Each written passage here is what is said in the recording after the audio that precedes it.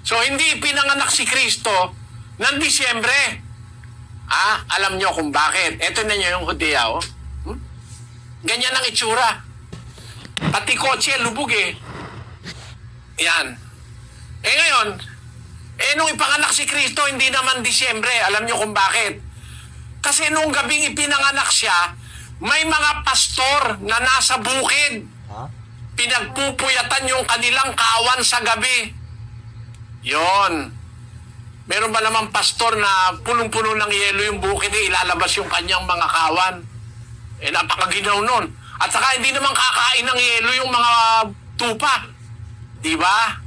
Kaya nga kung mapapansin mo kapatid, nung ipanganak si Kristo, inilagay sa sabsaban. Bakit? Mga tupa wala, nasa labas.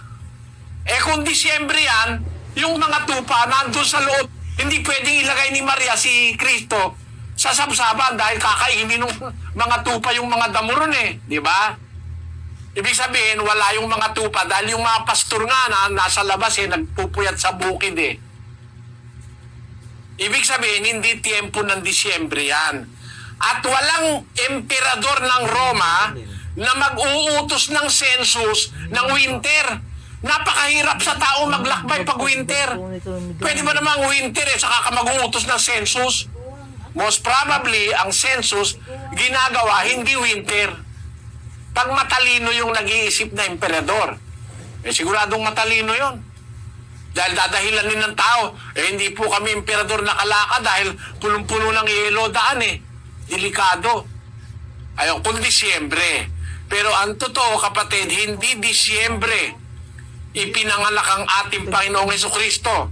Bakit? Miski sa kanta nakalagay yun Yung first Noel, the first Noel, the angels did say, was to certain poor shepherds in fields as they lay.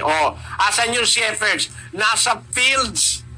Nasa fields ba yung shepherd? Nung ipanganak si Kristo, nandun. Pag winter ba? Pag December ba? Pwede ba silang pumunta sa fields? Wala ron. Kaya yung gumawa ng kantang ito, tama yung umpisa Pero pagdating sa bandang gitna mali na In fields where they lay in keeping their sheep on a cold winter's night that was so deep. Noel, Noel, Noel, Noel, born is the King of Israel. Yung kanta, tama sana sa umpisa Yung shepherds nasa field.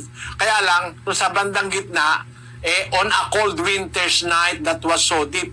Pwede ba namang yung pastor na ilalabas yung kanyang mga tupa sa gabi at kakain ng yelo at silang lahat doon mangingisay sa ginaw? Wala nun, kapatid. Kaya mali po kung bakit pinagdiriwang yan sa maling petsa. Basahin natin ang istorya, kapatid na Luz. Catholic Encyclopedia, Volume 2, page 607. Christmas. The feast of the Savior's birth is called Christmas, the Mass of Christ. It is celebrated on December 25 and is one of the main feasts of the liturgical year. The actual date of the Lord's birth is unknown, and its commemoration was generally included in the Feast of the Manifestations, Epiphany, January 6, during the first 3 centuries of the Christian era. History. In about the year 330, however, the Church in Rome definitely assigned December 25 for the celebration in order to honor Christ, the light of the world, and the true Son of Justice. This was the day which had been dedicated in pagan Rome to the feast of the sun god and had been called birthday of the unconquered sun. Yung palang Disyembre 25, yun pala yung kapanganakan ng Diyos-Diyusa ng Roma na tinatawag na Saturnalia. the unconquered son. Ayon, yung Diyos-Diyosan ng mga Romano na pagano, ipinagdiriwang nila ang birthday noon 25 ng Disyembre.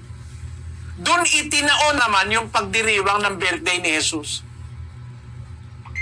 Isang malaking kalapastanganan, isabay mo pa ron sa pagdiriwang ng mga paganong Romano. Kaya alam nyo kapatid, natutuwa kami pagka Pasko kasi masaya ang lahat ng tao pero hindi po kami nakikisali na maniwala kaming si Kristo pinanganak ng 25 de Disyembre. Mali kasi sa Biblia.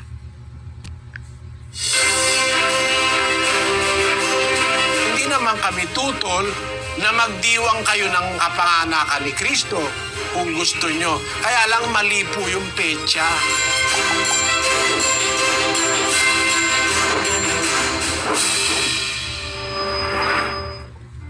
Wala pong pagdiriwang na mababasa sa Biblia na nagdiwang sila ng kanyang kaarawan ng kapanganakan. Wala po nun. Buong Biblia, wala kang mababasang sila ay nagdiwang ng kanyang kapanganakan. Yung pong Pasko na sinasabi sa Biblia, yun po yung Paskwa. Yun po yung kanilang commemoration o pag-alaala ng pag-alis ng mga Israelita sa Ehipto. Yun po yung tinatawag na Paskwa ng Panginoon. Ang ibig sabihin po nun sa English, Passover. Kung saan yung gabi na yon, ang anghel na manlilipol lumagpas sa bawat bahay ng mga anak ng Diyos, mga Israelita. Hindi po sila namatayan. Kasi nung gabi na yon, lahat ng panganay sa Ehipto namatay. Pero yung mga panganay ng Israelita na lingkod ng Diyos, wala pong namatay. Nilagpasan sila nung anghel ng kamatayan. Kaya ang tawag po doon, Passover, na ititranslate na Paskwa o kapayapaan. Bawat bahay ng Ehipsyo may patay, magulo. Bawat bahay ng Israelita may kapayapaan dahil walang namatay. Iniligtas sila ng Diyos doon sa manlilipol ng mga panganay. Kaya tinawag po yan na Passover, na tinawag na Paskwa. Na yung Paskwa na yun ang tinawag nilang Pasko. Ginawa nilang December 25. Samantalang ang Paskwa sa Biblia, hindi po December. Ang Paskwa po, Marso o Abril. Doon pumapatak ang Paskwa. Yan po'y ginaganap ayon sa kalendaryong Hebreo sa buwan ng Nisan, sa ika-14 ng buwan hanggang ika-15 ng buwan, unang buwan ng kalendaryong Hebreo, pumapatak po yan sa kalendaryong Romano na Marso o Abril. Kaya kung mapapansin nyo, ang tinatawag ninyong mahal na araw o Semana Santa, pumapatak ng Marso at Abril. Yun po ay galing doon sa Paskwa ng mga Hebreo nung araw. Kaya hindi po yan Disyembre. Yan tunay na Pasko sa Biblia, Marso o Abril yan, hindi po Disyembre yan. Yung kapanganakan ni Kristo na Disyembre, imbento lang po na itinaon sa pagdiriwang ng mga Romanong pagano. Yung mga paganong Romanong hindi kumikilala kay Kristo, nagdiriwang sila ng December 25. Yun po yung birthday ng Diyos-Diyusan nilang araw. Itinaon yung sa pagdiriwang naman ng pagkapanganak daw kay Kristo. Napakamali po. Parang iniinsulto mo si Kristo, inilagay mo yung birthday niya sa birthday ng Diyos-Diyusan ng mga Romano. Napakamali pong aral niyan, kapatid. Kaya lang, hindi naman kami tutol na magdiwang kayo ng kapanganakan ni Kristo kung gusto nyo. Kaya lang, mali po yung petsa. Yung petsa, tinaon sa pagdiriwang ng paganong Roma. Yun pong paganong paniniwala na ang kinikilala nilang Diyos hindi si Kristo. Doon kayo nakikidiwang pag December 25, nakakalungkot din sa hindi nakakaunawa ng salita ng Diyos sa Biblia. Itataon mo yung pagdiriwang mo ng birthday ni Kristo sa pagdiriwang ng Diyos-Diyusan ng mga paganong Romano, nakakalungkot. Babasahin ko sa inyo, The Catholic Encyclopedia Volume 2, page 607. Ang sabi po rito, Christmas o Pasko. The feast of the Savior's birth is called Christmas, the Mass of Christ. It is celebrated on December 25 and is one of the main feasts of the liturgical year. The actual date of the Lord's birth is unknown, and its commemoration was generally included in the Feast of the Manifestations, Epiphany, and January 6, during the first 3 centuries of Christian era. History.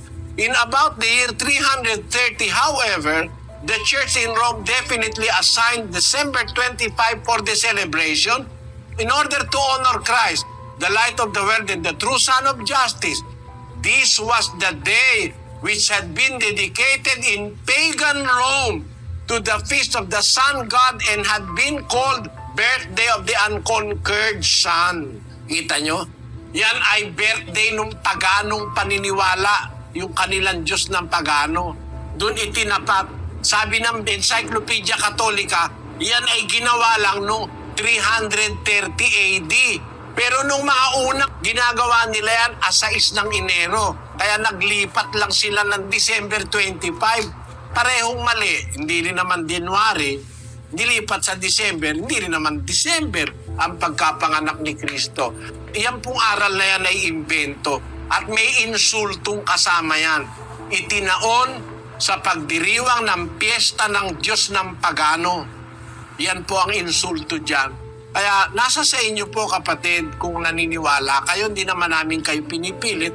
Pero kung magdiriwang kayo ng kapanganakan ni Kristo, sana naman huwag dun sa araw na itataon pa sa pagdiriwang ng piyesta ng Diyos-Diyusa ng paganong Roma. Yun ang hindi po alam ng karamihan. Naniniwala kami sa Pasko na nasa Biblia. Yun po yung pinagdiriwang namin ng Abril o ng Marso. Kasi ang kalendaryo po, meron pong naiibang petsa. Kaya maaaring pumatak ng Abril, maaaring pumatak ng huling linggo ng Marso o kaya unang linggo ng Abril. Kinikilala po namin yun, pinagdiwang ni Kristo yun eh. Doon siya nagsena eh.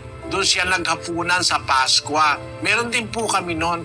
At ang pinagdiriwang naming mas mahalaga yun kasi yun po ang commemoration sa kamatayan ni Kristo na mas mahalaga dahil yun ang akto ng kanyang pagtubos.